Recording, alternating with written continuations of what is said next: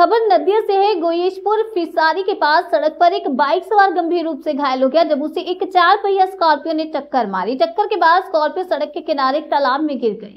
प्रत्यक्षदर्शियों के अनुसार बाइक सवार कल्याणी से आ रहा था, तभी एक स्कॉर्पियो उसे टक्कर मार देती है, जिसके चलते वो सड़क पर गिर जाता है और घायल हो जाता है। स्थानीय लोगों ने घायल व्यक्ति को अस्पताल पहुंचाया। सूचना मिलने पर गोयेशपुर पुलिस चौकी के अधिकारी मौके पर पहुंचे और गाड़ी सहित चालक को गिरफ्तार कर लिया। घायल बाइक सवार का घर गोयेशपुर काटागंज में है। ঘটনা ঘটেছিল এখানে।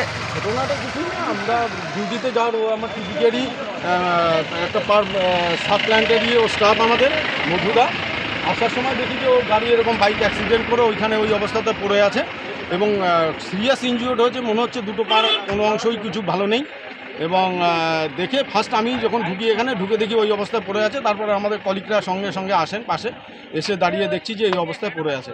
গাড়ির ড্রাইভারটাকে ধরা হয়েছে, গাড়ি পুরো একদম কন্ট্রোল ছিল না গাড়ির, এই অবস্থায় অ্যাক্সিডেন্টটা করে। গাড়ি ড্রাইভার কি ড্রিঙ্ক করা ছিল? না, দেখে মনে হচ্ছে না, তবে মেবি আগে করতে পারে, কিন্তু এখন এই অবস্থাতে দেখে মনে হচ্ছে না যে ড্রিঙ্ক করেছিল কিনা। আরে করলেও করতে পারে। বাড়িটা কোথাকার?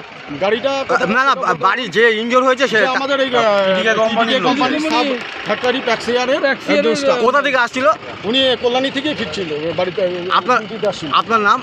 আমার নাম হচ্ছে সঞ্জয় দাস, আমিও টিডিকের একজন এমপ্লয়ি। আর যে মানে আহত হয়েছে তার নাম? দুলাল মধু। উনি হচ্ছে প্যাক্সিয়ারের টিডিকের সাব কন্ট্রাক্টর অফিসের প্যাক্সিয়ারের স্টাফ।